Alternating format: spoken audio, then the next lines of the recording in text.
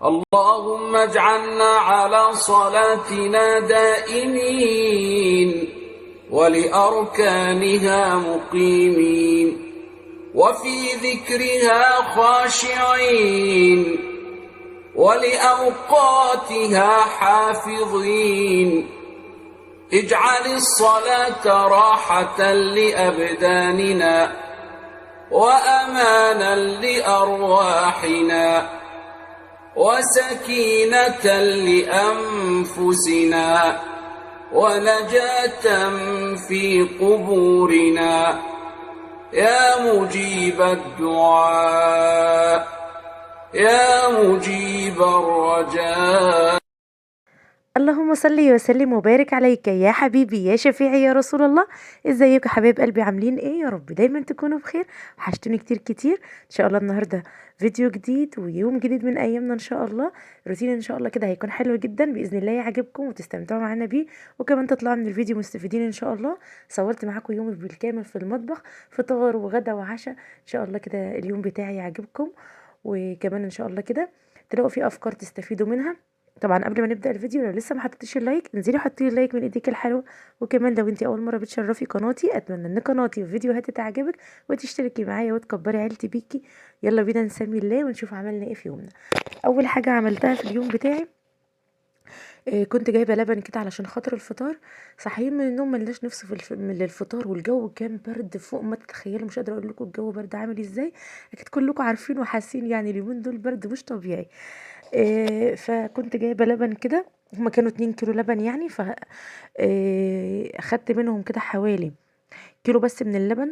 صفيته كده وحطيته هنا يتغلي، والنص التاني او الكيلو التاني بشيله في الفريزر. وقت ما احب بقى اطلعه بسيبه اطلعه كده يفك، وبعد كده اغليه عادي جدا. وكمان هنا كنت الفول اللي انا كنت جايباه معاكم في المشتريات في اول الشهر خالص. صراحه كل يوم ما اقول هعمله وبكسل خالص وبقيت ناسياه.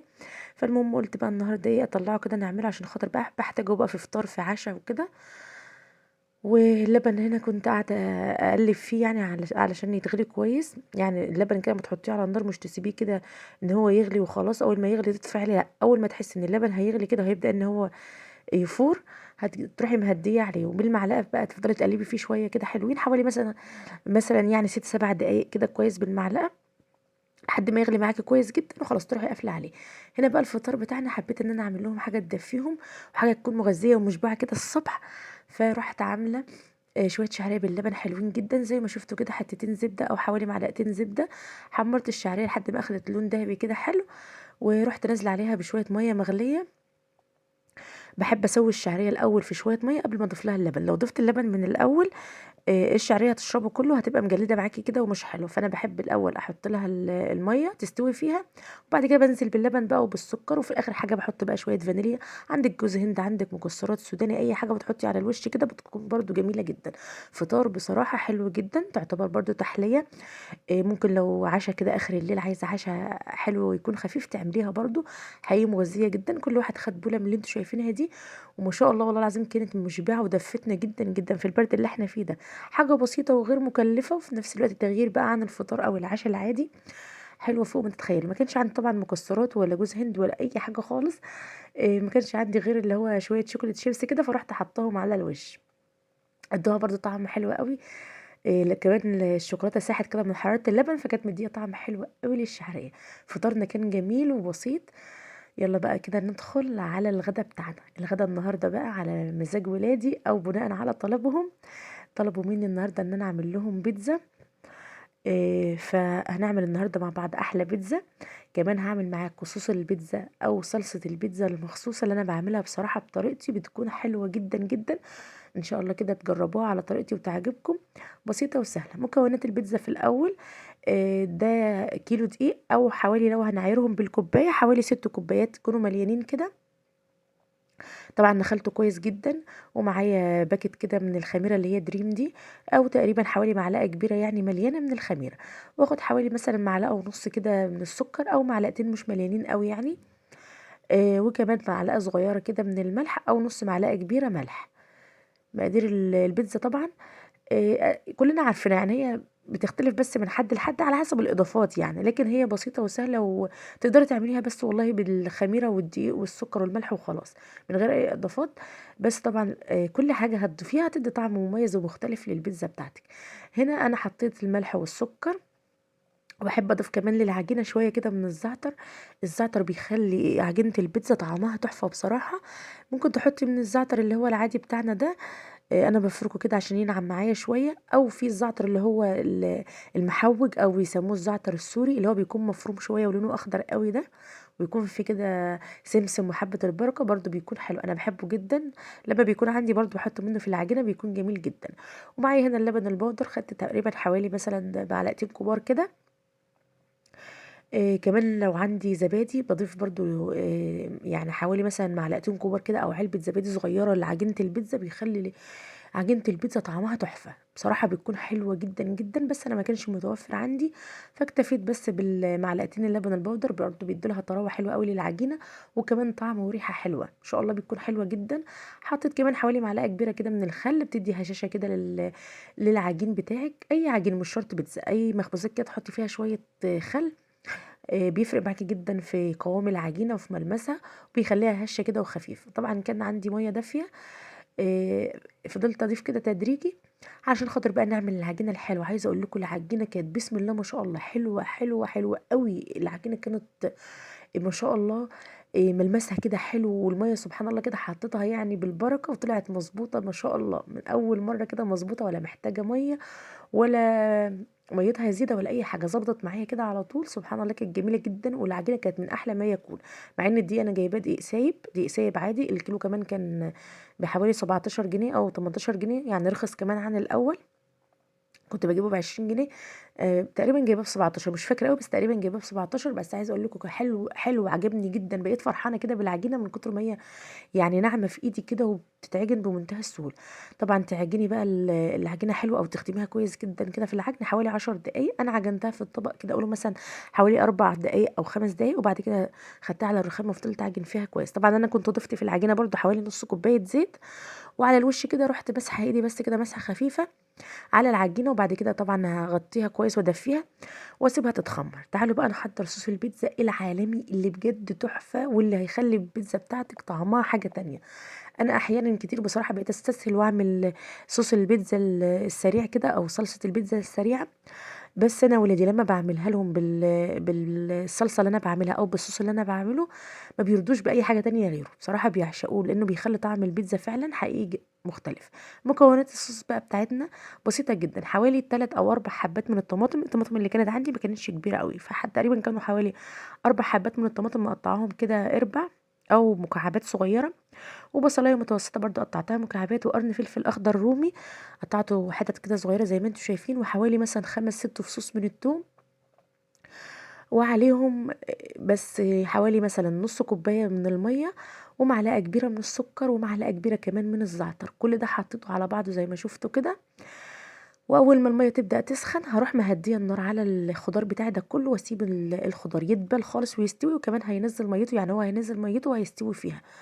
ما شاء الله حلو جدًا، جدًا. كل شوية بقيت أقلّبه برضه عشان خاطر ما يتحرقش. لو حسيتِ يعني إن هو لسه محتاج مَيّة والخضار بتاعِك ما استواش، زوّدي مَيّة عادي ما فيش مشكلة لحد ما الخضار معاكِ يستوي. الخضار بقى استوى كويس جدًا، رُحت واخداه كله حاطاه في الخلاط وضرباه كده ومنزّلاه تاني أو مرجّعاه تاني على الطاسة من غير ما أصفّيه ولا أي حاجة، زي ما هو كده رجّعته على الطاسة. وهاسيبه بقى يتقل.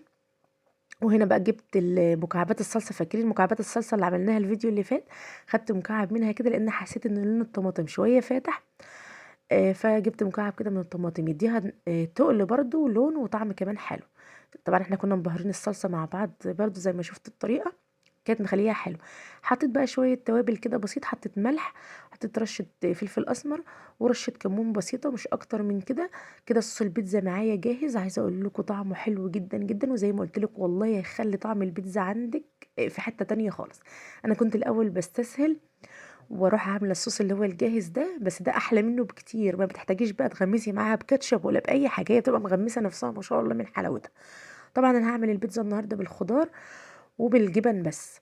لو عندِك بقى معلقتين لحمة متعصجة كده، لحمة مفرومة، حتة فرخة كده يكون الولاد سايبينها مثلًا من الغدا، الفراخ اللي إحنا ما شاء الله يعني اتحرمنا منها كده، فالمهم عندك اي حاجه اعملي، عندك علبه تونه كده تكون مركونه محدش عاوز ياكلها، تروحي حاطاها برده في البيتزا، بتخلي البيتزا طعمها حلو جدا. مفيش زي ما انا عملت كده شويه جبن على شويه خضار وخلاص، حلوه جدا وبسيطه وسهله والله ولا فيها اي حاجه. وميزه البيتزا انا بحبها قوي قوي لانها لو عندك اي حاجه بتلمها معاكي، اي حاجه بتنفع معاها، حتى لو هتحطي جبن بس من غير ولا فلفل اخضر ولا زيتون ولا اي حاجه، شويه جبن كده وخلاص بتبقى حلو. زي ما شفتوا كده فردتها. انا قسمت العجينه بتاعتي على اربع بيتزات كده متوسطين الحجم اللي انتوا شايفينه ده، والصغيره دي حبيت اعملها بقى لمحمد. بصراحه لما نكون عاملين حاجه كده يعني مقسمينها على نفسنا، بحب اعمل له حاجه كده زي يعني واحده منها صغيره كده على قده، علشان خاطر مثلا ما يزعلش او يحس ان هو مثلا اقل مننا، لا بحب ارضيه. يعني لما كنت عامله طواجن المكرونه باللحمه لو تفتكروا، كنت عامله له طاجن صغنون كده على قده. والبيتزاية بحب دايما اعمل له ايه، بيتزاية صغنونه كده والله بتطلع احلى من البيتزات الكبيره كلها، بتبقى ما شاء الله جميله جدا. زي ما شفتوا كده فردتها الحجم اللي هو الحلو ده. احنا بنحب العجينه ولا اللي هي رفيعه قوي كده زي البيتزا الايطالي، ولا سميكه، او بتبقى وسط كده فبتبقى حلوه، عليها فلفل اخضر بقى وزيتون وميكس الجبن كيس الميكس الجبن اللي كنت شارياه معاكم. طبعا هتحسوا ان الجبنه مش كتير. انا عايزه اقول لكم كمان ان في حاجه ضايقتني جدا، لقيت كيس ميكس الجبن ده اللي هو المفروض 3 انواع جبن، يعني شيدر على رومي على موتزاريلا، لقيت اللي هو مثلا 3/4 او اكتر كمان جبنه شيدر، مفيش جبنه رومي قد كده، والموتزاريلا يعني تقريبا مش موجوده. فانت هتحس ان الجبن قليل كده على البيتزا، بس حلوه والله يعني، بسيطه وحلوه. ويعني مش شرط يعني نكلف بقى في الغلا ده. الاول بقى لما كان الجبن والحاجات دي سعرها رخيص كنا بنحط بفترة بصراحه، لكن دلوقتي مش مشكله يعني ايه، هنقضي كده وهنعديها وخلاص. احنا بنعمل حاجه في البيت يعني، مش عاملين حاجه لحد غريب. زي ما شفتوا كده التسويه بتاعه البيتزا ما شاء الله حلوه جدا. انا بسويها في الرف الوسطاني في الفرن على درجه حراره 200. لما احس انها اخدت لون من تحت وتيجي تهز الصينيه كده تلاقيها بتتحرك معاكي في الصينيه، تعرفي ان هي استوت من تحت، تروحي فاتحه الشوايه عليها بس دقيقه كده ولا دقيقتين، تسوي الوش بتاعها برضو بتكون جميله. هنا كنت بوريكم البيتزا الصغنونه بتاعت محمد قد ايه حلوه ما شاء الله، بتبقى طريه كده ومنفوشه، والله بتبقى احلى من البيتزا الكبيره، حلوه جدا. جنبها بقى ما كانش في كاتشب، لان زي ما قلت لكم الصوص ده اصلا بيبقى لوحده كده مش محتاج كاتشب ولا حاجات، تبقى مغمسه نفسها ما شاء الله. قدمت كده حلقات خيار جنبها، وكان عندنا مخلل لفت حطيته، هو ما كانش ليه يعني محل من الاعراب بس انا حطيته وخلاص يعني ما كانش لايق قوي على البيتزا، بس المهم حطيته وخلاص. طبعا البيتزا يوم البيتزا ده يعني طبعا البيتزا بتكون من الحاجات اللي هي بتشبع كده او بتلكم يعني بمعنى اصح، فما بنقدرش نكملها كلها على على الغدا، فالولاد بقى ممكن يتبقى منهم يتعشوا بيها، وكمان والله العظيم ساعات بيفيد منهم للفطار، يعني بيبقى غدا وعشاء في نفس اليوم وفطار لتاني يوم كمان. فهو كان متبقي بيتزا للولاد، وانا كان متبقي برضو معايا قطع او قطعتين كده. فالمهم انا مش حابه ان انا اتعشى بيتزا، فانا قلت انا هعمل لنفسي طبق سلطه كده. يعني انا من عشاق طبق السلطه ده، طبق سلطه جبنه كده بيضه، يا سلام، انا بعشقه في فطار بقى في عشاء كمان والله، في السحور في رمضان الطبق ده عندي يوميا اساسي كده معايا في السحور، بعشقه كلنا بنحبه بصراحه.